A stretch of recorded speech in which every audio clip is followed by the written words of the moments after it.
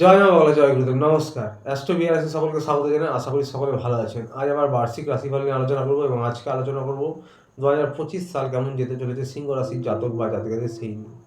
যদিও প্রত্যেকটি রাশির মান্থলি রাশিফল প্রত্যেক মাসেই আলাদা আলাদা আপলোড করা হয়, এটি হবে বার্ষিক রাশিফল এবং সারা বছর কেমন যেতে পারে তার একটা ধারণা দেওয়ার চেষ্টা করব। সিংহ রাশির জাতক জাতিকাদের নিয়ে আজকে আলোচনা করব। তো আর বেশি দেরি না করে শুরু করবো আলোচনা। শুরুতে বলবো, যারা বিদ্যার্থী পরীক্ষার্থী রয়েছেন তাদের জন্য এই বছরটি 60% ভালো যাবে এবং শুরুর দিকে মিশ্র ফলাফল পাবেন আপনারা। তবে দেবগুরু বৃহস্পতি রাশি পরিবর্তন করার পর আপনাদের কিন্তু আরও বিশেষভাবে ভালো সময়টা। পড়াশোনায় উন্নতি হবে, উচ্চশিক্ষায় যারা রয়েছেন তাদের উন্নতি হবে, তন্ত্রমন্ত্র জ্যোতিষ নিয়ে যারা পড়াশোনা করছেন সকলের জন্যই ভালো হবে এই বছরটা। এবং এক্সামের জন্য মে মাসের 15ই মে মাসের পর থেকে বিশেষ করে এক্সামের জন্য এবং অ্যাডমিশনের জন্য সব কিছুর জন্যই মোটের ওপর ভালো সফলতা আপনাদের রয়েছে এই বছর। আপনারা কোনো নতুন গুরুর সন্ধান পেতে পারেন, কেউ আপনাদের কিছু শেখাতে পারে, আপনাদের কিন্তু জ্ঞান অর্জন করা হতে পারে, কারোর মাধ্যমে কেউ আপনাকে সাপোর্ট করতে পারে। এবং সরকারি চাকরির জন্য বলবো, এপ্রিলের মাঝামাঝি সময় থেকে মে মাসের মাঝামাঝি সময় পর্যন্ত বিশেষভাবে ভালো। যে কোনো সরকারি পরীক্ষার জন্য যারা চেষ্টা করছেন, সরকারি চাকরির জন্য যারা চেষ্টা করছেন, এবং আপনাদের আবার আগস্টের মাস থেকে সেপ্টেম্বরের মাঝামাঝি পর্যন্ত সময়টা বিশেষভাবে ভালো সরকারি চাকরির জন্য যারা চেষ্টা করছেন বা সরকারি পরীক্ষার জন্য যারা চেষ্টা করছেন তাদের উদ্দেশ্যে বলছি। এবং নতুন যারা নবকর্মের জন্য চেষ্টা করছেন, নতুন চাকরির জন্য চেষ্টা করছেন, তাদের জন্য সময়টা ভালো নতুন বছরে। বিশেষ করে এপ্রিলের পর থেকে সময়টা ভালো। প্রেম ভালোবাসা লাভ রিলেশন নিয়ে বলবো যে আপনাদের কিন্তু একটু মত পার্থক্য হতে পারে, ইগোর সমস্যা হতে পারে। 15ই মের আগে পর্যন্ত মিশ্র ফলাফল আপনারা এই বছর পাবেন এবং 15 মের পর থেকে আপনাদের কিন্তু স্থিতি বদলাবে এবং নিজেদের বোঝাপড়া উন্নত হবে এবং আপনাদের পার্টনারের বা আপনাদের কোনো শারীরিক টুকটাক সমস্যা হলে সেটা 15ই মের পর থেকে কিন্তু বেটার হবে। তবে যারা বিবাহের জন্য চেষ্টা করছেন তাদের জন্য সময়টা ভালো। বিবাহের কথা ফাইনাল হতে পারে, বিবাহ সম্পন্ন হতে পারে, বিবাহের কথা এগোতে পারে। যারা হাজব্যান্ড ওয়াইফের নিয়ে বলবো, যারা সন্তান প্রাপ্তির জন্য চেষ্টা করছেন, কারণ এই 5 নম্বর হাউস থেকে সন্তানের বিষয়টা দেখা হয়, তো সন্তান প্রাপ্তির জন্য কিন্তু এই বছরটা আপনারা সফলতা পাবেন। এবং যাদের সন্তানের হেলথ নিয়ে চিন্তায় থাকেন তাদের উদ্দেশ্যে বলবো, এই বছরটা সন্তানের হেলথ নিয়ে বিশেষ কোনো সমস্যা নেই, আপনাদের সন্তানের হেলথও মোটের ওপর ভালো থাকবে।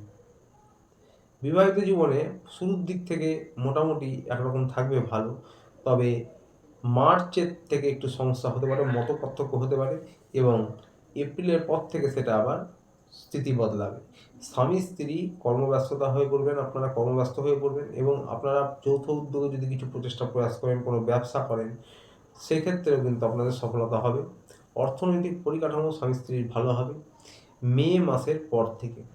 এবং আপনাদের কিন্তু যদি আলাদা আলাদা আপনারা যারা জব করেন স্বামী স্ত্রী, তাদের ক্ষেত্রেও কিন্তু কর্মের জায়গায় ডেভেলপমেন্ট হবে, অর্থনৈতিক পরিকাঠামো ভালো হবে। তবে স্বামী স্ত্রী আপনাদের একে অপরের পার্টনারের শরীরের সমস্যা হতে পারে এবং পার্টনারের হেলথে কিছু ছোটোখাটো ইস্যু হতে পারে। পরিবারের বিষয়টা হচ্ছে যে মায়ের সঙ্গে সম্পর্ক কিন্তু বেটার হবে, মায়ের কেয়ার করবেন, মায়ের স্বাস্থ্যের উন্নতি হবে মে মাসের আগে সময় পর্যন্ত। মে মাসের আগে সময় পর্যন্ত মার্চ মাসের পর থেকে বলবো, বিশেষ করে বাড়ির বড় সদস্য, শ্বশুর শাশুড়ি, বাবা মা যারা রয়েছেন তাদের সঙ্গে, অফিসে যারা সিনিয়র রয়েছেন, বস ম্যানেজার সিনিয়র কলিগ, সকলের সঙ্গে বলবো গুরুজনদের সঙ্গে মুখের বাণী ক্রোধের উপর নিয়ন্ত্রণে কথা বলতে হবে। আপনাদের রাজ্যের বৃদ্ধি পাবে এবং যার ফলে কিন্তু সম্পর্ক একটু খারাপ হতে পারে, সেই বিষয়টি খেয়াল রাখবেন। মে মাসের আগে এই বছরে আপনাদের কিন্তু রোগ, ঋণ এবং শত্রু মাথা চাড়া দিতে পারে, প্রতিযোগীরা মাথা চাড়া দিতে পারে। আপনাদের কিন্তু ঋণের কারোর ক্ষেত্রে ঋণ শোধ করার মতন পরিস্থিতি হতে পারে।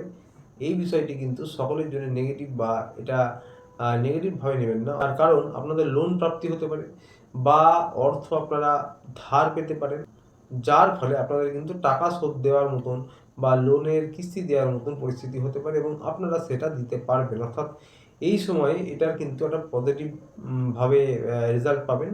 আপনারা লোন পেতে পারেন, কারোর কাছ থেকে অর্থ সাহায্য পেতে পারেন আপনাদের প্রয়োজনে এবং এটা আপনারা ধীরে ধীরে শোধ করতে পারবেন।